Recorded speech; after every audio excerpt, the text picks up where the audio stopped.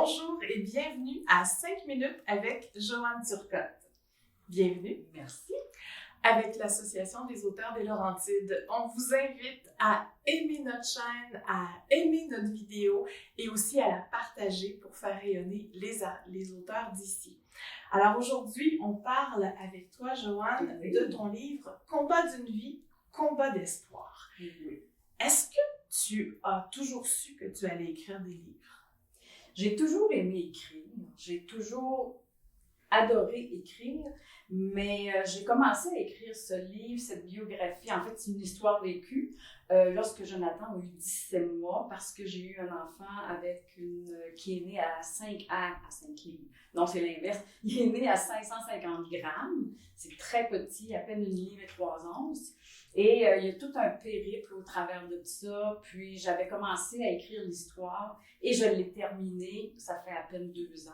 Donc j'ai attendu un bon 25 ans avant de terminer.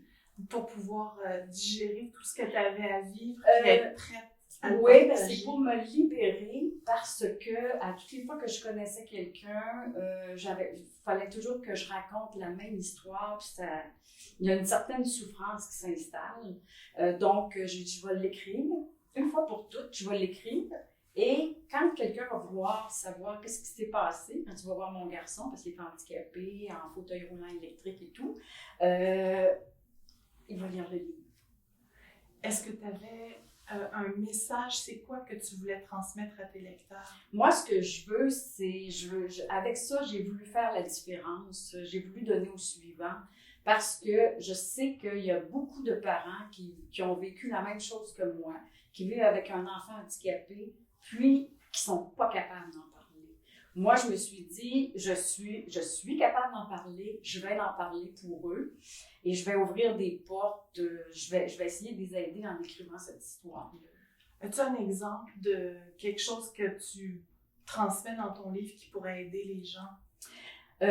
J'explique, en fait, dans mon livre, j'explique des choses, mais je l'explique encore plus dans ma conférence parce que j'ai fait une conférence suite à ce livre. Et étant donné qu'on est en pandémie, et oui, on est en pandémie, on avait des masques tantôt, hein, je me suis dit, bon, je vais la faire, je l'ai faite live 2 fois, et là, je l'ai en Zoom, en vidéoconférence, et j'explique encore plus en profondeur les écueils lorsqu'on essaie d'avoir des services quand on a un enfant handicapé. On est obligé de se battre toujours, tout le temps. Et pourtant, il y a bien des parents avant nous qui ont fait le même chemin. Mais moi, je comprends toujours pas aujourd'hui qu'on soit obligé de se battre autant pour faire valoir les droits des personnes handicapées. Je pense que tu abordes plusieurs pistes de réflexion. Oui. Ça revient à des choix de société. Hein? Oui.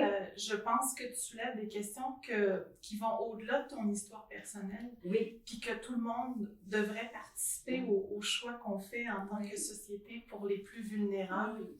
Les plus vulnérables étant des personnes handicapées, mais des personnes âgées aussi, des enfants autistes, des enfants comme le mien qui ont de la paralysie cérébrale, mais mon garçon, son intellectuel est à peine touché, donc il comprend, il est capable de faire des choses, mais il faut leur donner les outils, ces enfants-là, pour les faire évoluer, parce qu'ils deviennent des adultes comme tout le monde. Puis ils ont le droit d'avoir une vie comme tout le monde. Puis tu parles dans ton livre, le titre le dit bien, hein, c'est un combat d'espoir. Oui. Ton garçon, il est quand même un exemple assez impressionnant, Oui. je pense. Tu peux nous parler un peu de Jonathan? Disons que la maman a travaillé très, très, très fort, il faut le dire, mais lui aussi a travaillé très fort parce qu'il y a peu de moyens.